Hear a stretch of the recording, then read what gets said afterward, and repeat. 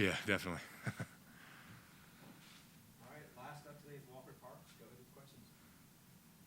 7 practices in, is there a theme that you sort of have observed just in general, just how things have gone overall? Yeah, I would say the theme right now is just getting better, especially, as a team trying to get better, developing the new offense and everything, the scheme that we're running. Definitely getting better every day, and for me, getting better as well, and getting the rust off. Because unfortunately for me, I missed the spring, had to have my ankle repaired. So I was joking with the coach earlier.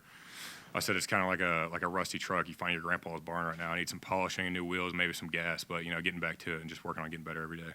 I guess Will was telling us about ankle flexibilities that he didn't really have last year. Yeah. I mean, what was it like playing with the ankle last year? How much more flexibility, athleticism, ability to do things you have now? Yeah, it was really frustrating. So last year versus NC State, I turned my hips on a twist in the pass game and got hit and tore a ligament in my ankle.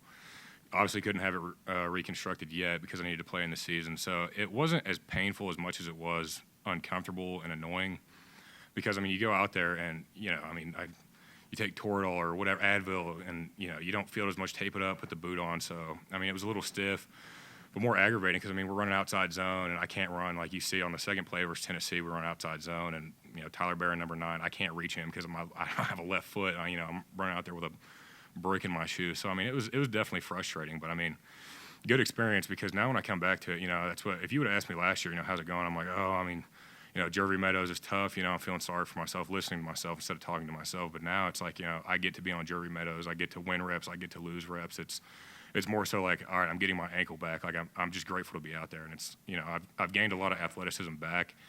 And, as far as 100%, I'm not sure because we're still on day 7. Nobody's 100% on day 7. So still working in the training room, still doing rehab. And, I spent the entire summer working on it. And, huge shout out to our training staff. Helped me a ton, getting the flexibility back. I feel good. I'm sure, you watch the film, on some plays I look a little slow, and you can tell. That's what my biggest issue right now is. I'd say backside of counter and backside of insides, and I'm stepping under myself with that left foot, the same one that I had reconstructed. So definitely some issues, nothing huge, but that's the biggest tweak that I'm trying to fix right now. So, but like I said, just working on it. I didn't even, until somebody said, I had no idea what day it was at camp. That's what I'm just laser focused on the next practice, but working to get it back. I feel good. I feel very healthy. I feel great.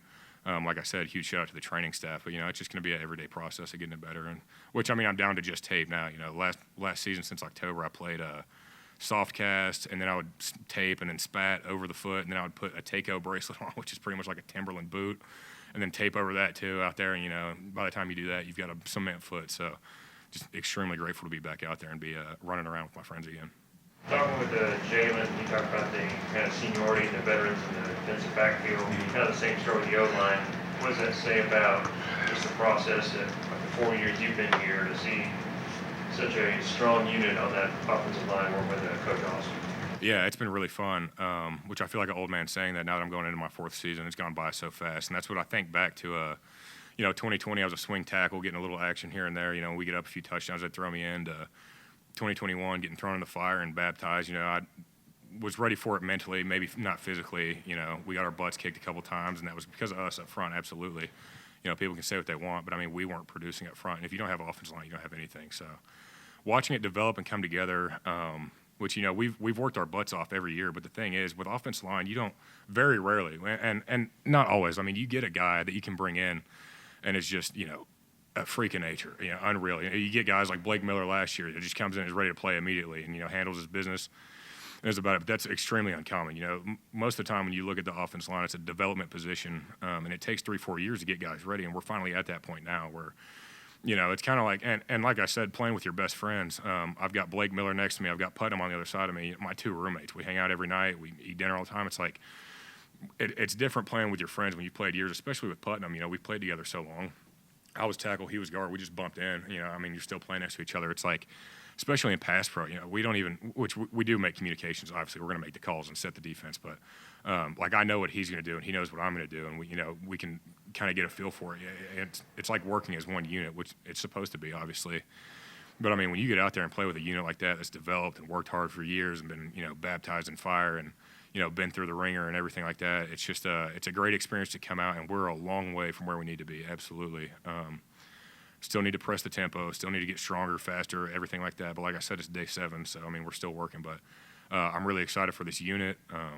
I think Coach Austin has done a great job developing us mentally and physically. So I think it should be a good season for the offensive line. I'm really excited to see us work together. It seems like Tristan Lee is a solid example of that kind of year's development. Absolutely, What have yeah. you seen out of him, and how has he grown since you've known him?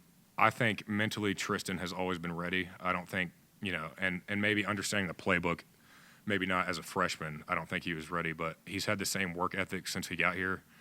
And that dude will work. He's a workhorse. He's never complained. He brings energy, attitude. I can't give enough praise to Tristan Lee. And there's nobody more deserving than Tristan. Great kid, Like I said, never complained. He's just about his business. He's a chippy guy, but he's not going to cross the line. It's just, I think Tristan is a perfect example of a development guy that comes in, might not be ready his first year or second year, but third year. I think it's time for Tristan Lee. He's taking that next step, and like I said, nobody works harder than Tristan. So I'm so excited to see him ball out. For you, somebody who's just getting into this offense, sort of on the field, Yes, sir. what's the biggest difference for the offensive line? I mean, I know there's a lot of similarities, but what's the biggest difference to you? The biggest difference for me, I would say, maybe a little touches here and there with the scheme. Adding the GT. I pull a lot, which I love. I think that's one of my specialties that I'm good at is pulling.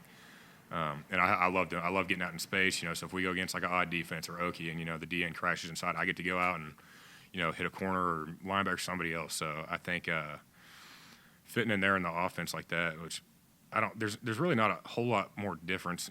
There is differences. Don't get me wrong. Back and forth, but in that regard, sorry, I lost my train of thought. Can I come back? Can you repeat the question? I'm sorry. I was just curious that sort of the biggest differences between this scheme and the previous for the offensive line. Yeah, my bad. So I'd say the biggest difference right now is the offensive line setting the pass protection. Last year we would have calls, preset, and we could change it here and there on the defense, but now it's solely up to the offensive line. We call it when we come up front. So I would say that's the biggest difference, but I mean the mindset is still the same. So it's been really good for us so far. Previously, the quarterback would set it. Yes, sir. Kind of watching David Hood with TigerNet.com. Kind of watching you guys.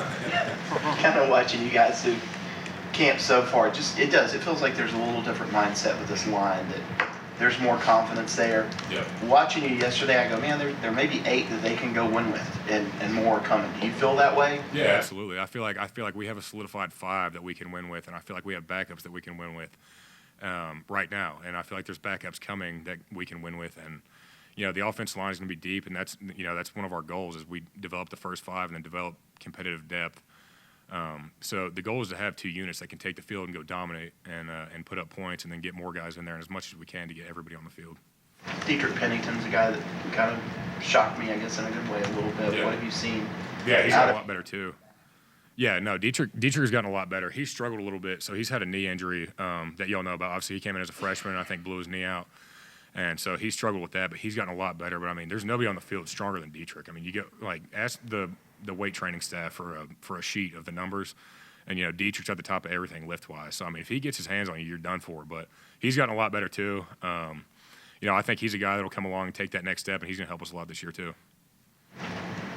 Good time for emergency work. Does it feel like the starting 5 is firm, solidified right now, or is there still time to? I mean, that's a tough question because, I mean, we've got 5 guys that we can win with, but we've got 6 and 7 and 8 guys that we can win with. So I think, knock on wood and, God pray that we all stay healthy. But I think that we have more than a starting 5. I know we got 5 guys that take the field now, but that's something that we're still developing throughout camp and still evaluating.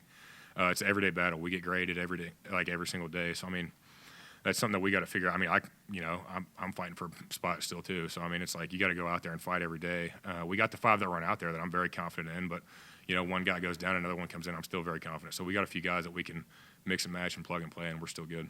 I guess we've heard a lot of talk about Peter Woods. Yeah. What is it like watching you describe the experience? Yeah, he's a great player. He's very developed for a freshman, very strong too. That's another guy. You look at his weight room numbers; he's very strong.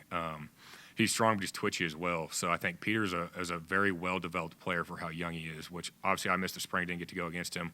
Which we've gone back and forth. I've lost, I've won. That's a guy that, you win some, you lose some against. He's a great player. Got a lot of respect for him. He's about his business. He works hard, and great kid too. And that's what, he'll come out here and play football. And then he was up there singing on Sunday at our chapel service. So I mean, Peter's a great player, and I think he's going to play a lot this year too and help us a ton. And he's a very developed, well-rounded player. One more. It's just, you live with Blake now too? Yeah. Yeah, so my roommates, Will Putnam, Blake Miller, and Patrick Bockhorst. Patrick Bockhorst is the younger brother of Matt Bockhorst, who played here back a couple of years ago. So we all live together, and that's the kind of the unit we're rolling with now. It's West Lane. What was telling me there was some kind of low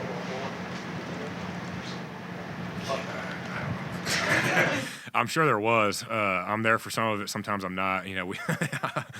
And that's what sometimes they'll do. We like to wrestle. I mean, like practice, because I mean it's good. It's like out here we pretty much wrestle. We play King of the Ring, which is a drill with Coach Austin, where it's pretty much like W drill, but it's the O-line. You lock up. You have one hand under, one hand on top, and you got to try to like replace your hand and then drive the guy out of the circle. So I don't know what he's talking about. Honestly, I'm sure that they did have some sort of match or whatever. I'm not. I'm not sure. I wouldn't put it past him. I don't doubt it, but I think I missed that one. Thank you, Walker. Thank you.